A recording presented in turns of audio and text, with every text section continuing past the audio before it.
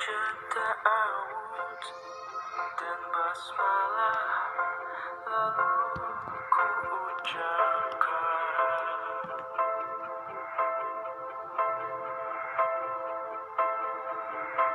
Ku basuh tanganku, ku sucikan kedua tanganku.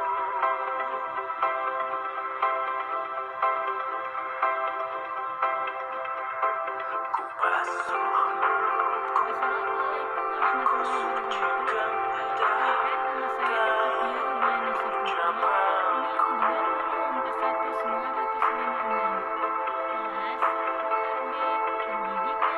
Ku basuh hidungku, ku sucikan penciumanku.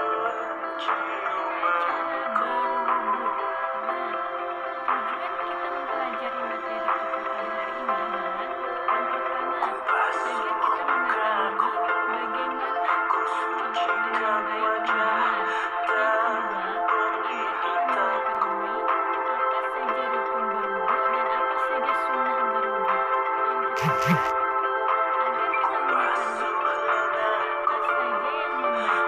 sucikan perbuatanku.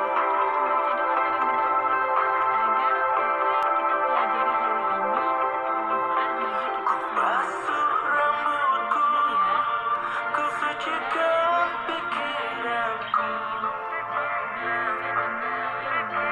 Ku basuh telingaku, ku sucikan pendengaranku.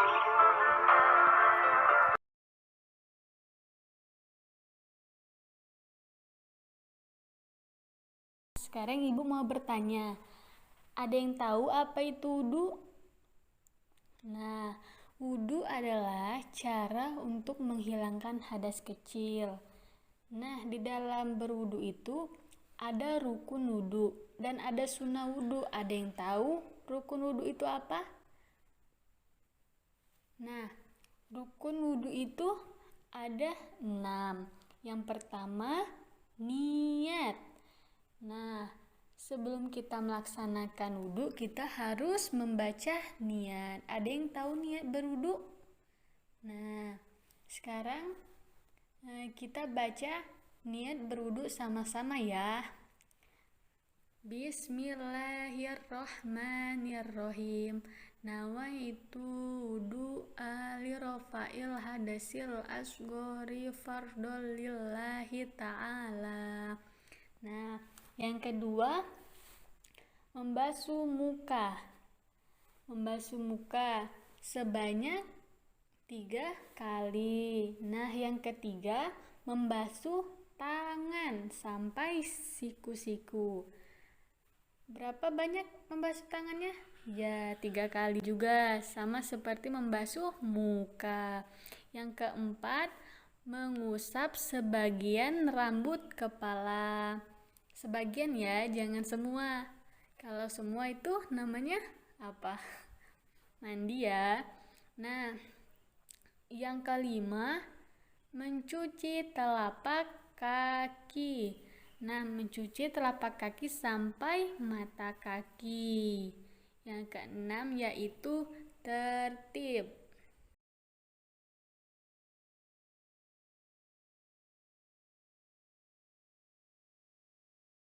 Nah, anak-anak ibu sekalian, tadi kita telah membahas apa saja rukun berwudu dan apa saja sunnah berwudu. Nah, sekarang ibu akan menjelaskan apa-apa saja yang bisa membatalkan wudu. Nah, yang pertama, yang bisa membatalkan wudu itu keluar sesuatu dari lubang kemaluan. Contohnya seperti apa? Ada yang tahu? Nah, seperti mengeluarkan air kecil. Ya, betul. Yang kedua, tidur dalam keadaan tidak duduk. Seperti apa? Baring. Nah, kalau kita tidur dalam keadaan baring, wudu kita batal. Jadi, kalau kita mau melaksanakan sholat lagi, kita harus berwudu.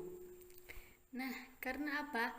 Kalau kita tidur baring, kita tidak tahu keadaan kita itu dalam keadaan suci atau tidak, karena kita tidak tahu entahkah kita mengeluarkan angin waktu kita tidur, kan kita tidak tahu. Jadi tidur dalam keadaan baring itu bisa membatalkan wudhu. Nah, yang ketiga, bersentuhan kulit dengan yang bukan mahram. Contoh, bersentuhan dengan lawan jenis ya. Seandainya kalau kita bersentuhan dengan lawan jenis yang bukan mahram, itu bisa membatalkan wudhu. Jadi kita harus berwudhu lagi. Nah, yang keempat, menyentuh kubul juga dapat membatalkan wudhu.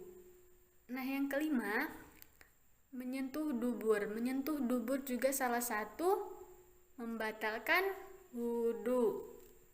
Nah, yang keenam, hilang akal juga bisa membatalkan wudhu. Jadi hindari 6 tersebut jika kita ingin melaksanakan sholat. Kalau kita melakukan hal tersebut, berarti kita harus berwudhu lagi agar kita kembali bersih dan suci.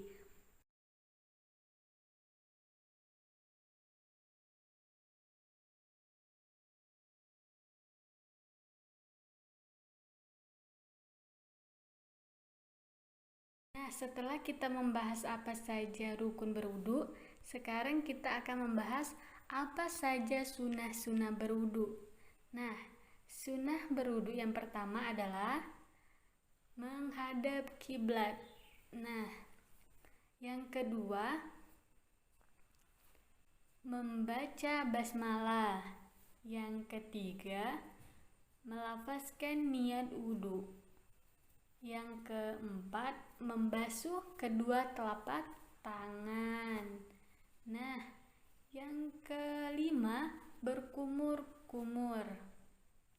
Yang keenam, istinsak, yaitu disebut memasukkan air ke dalam hidung.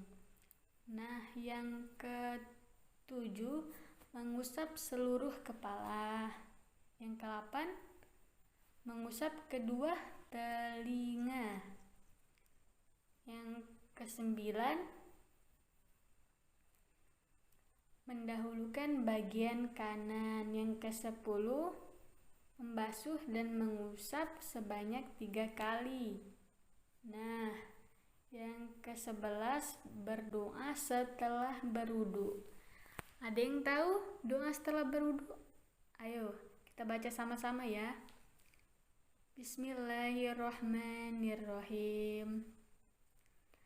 Asyhadu an la ilaha illallah wahdahu la syarikalah wa asyhadu anna Muhammadan abduhu wa rasuluh. Allahumma ja'alni minat taubina wa ja'alni minal mutatahhirin wa ja'alni min ibadika his-sholihin.